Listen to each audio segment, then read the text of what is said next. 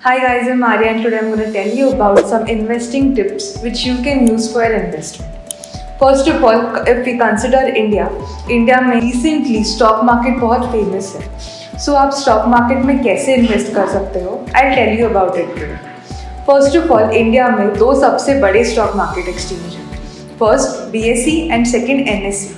So BSE is Bombay Stock Exchange Market जो located है बॉम्बे में, and the second is national stock exchange market जो भी located है मुंबई में. सो ये दोनों इंडिया के सबसे बिगेस्ट स्टॉक एक्सचेंज मार्केट है. वहाँ पे स्टॉक एक्सचेंज मार्केट प्रैक्टिस होती है एंड जो भी उसमें इंडाइसेस है उसमें सभी सक्सेसफुल कंपनीज है.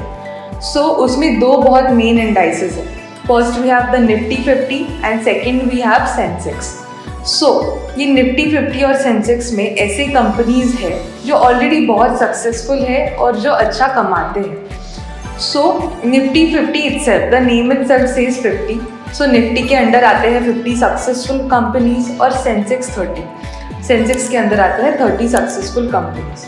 निफ्टी 50 और सेंसेक्स में इन्वेस्ट क्यों करें? बिकॉज इसमें ऑलरेडी जो सक्सेसफुल कंपनीज है, आप इसमें इन्वेस्ट करके आपका जो लॉस के चांसेस है वो कम कर सकते हैं.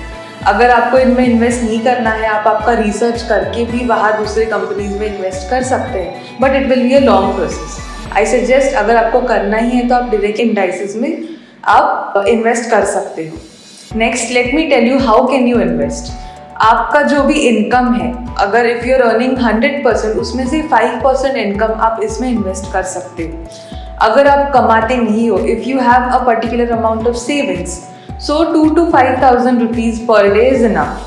Not more than that, not less than that. 2 to 5,000 per day. इसके बाद I'll tell you some pros and cons about stock market.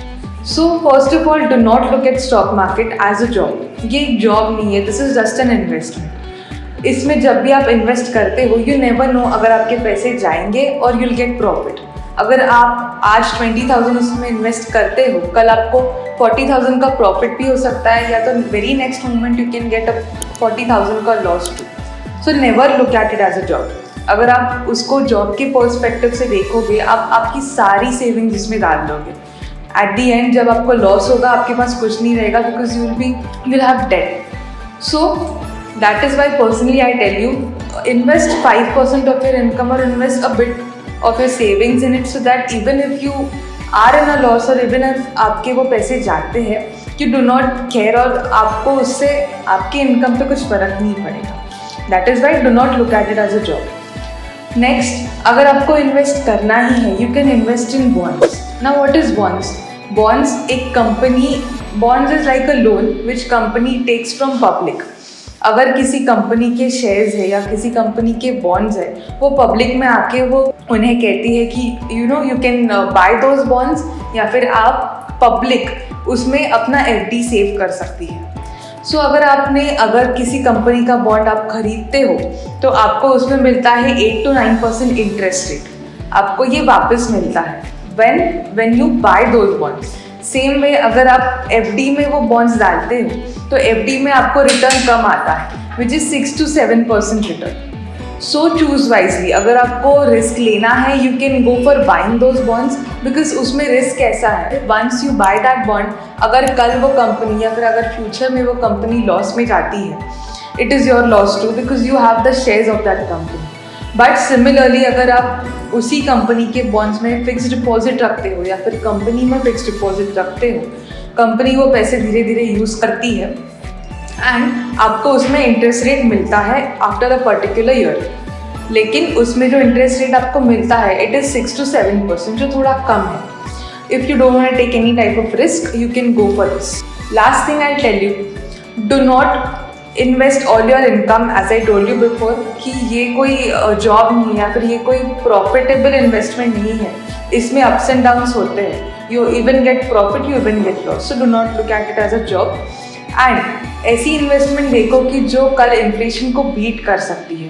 Like example we had sanitiser company इससे पहले कभी भी इतना प्रॉफिट में नहीं गई थी, जो कि लॉकडाउन में गई थी, where the demand was more but supply was less, which had beaten the inflation. Think of it like this in a different perspective. Lastly, I'll tell you, अगर आपके पास इतनी ही इन्वेस्टमेंट अमाउंट है तो what you can do is invest in gold, invest in mutual fund, or invest in some successful companies के fixed deposits such as Apple, or you have Tata, you have Adani, you have different clothing companies too, like you have Amazon, you have Flipkart, you have Myntra. आप ऐसे companies में invest कर सकते हो. जैसे कि ये companies आपको already पता है, ये कभी भी अगर loss में गई तो कल they can even come up. Even if they are into a loss, they can build themselves up. तो कभी भी ऐसे इन्वेस्टमेंट की तरफ देखो जिससे आपका भी प्रॉफिट हो और जिससे सामने वाले का भी प्रॉफिट हो. But do not go for a complete investment in stock market because it is very risky. And mostly for the young generation I tell you, please do not go for this stock market because आपका अभी फिलहाल कोई source of income नहीं है. You are students, you get money from your parents and आप वो सभी पैसे लगा के आप स्टॉक में लॉस नहीं कर सकते. बिगिनर्स में आप लॉस करते हो बिकॉज बिगिनर्स स्टेज में आपको पता नहीं होता है how can you invest. That is why I suggest you invest in gold, invest in mutual funds और इन्वेस्ट इन बॉन्ड्स. जैसे मैंने आपको बोला, कंपनी के बॉन्ड्स आप खरीद सकते हो. You can keep it in an FD और you can buy those bonds and wait for some years to double it and आपको उसका रेट ऑफ इंटरेस्ट मिलते रहेगा. This was all about stock market, the pros and cons. Thank you and meet in a next video.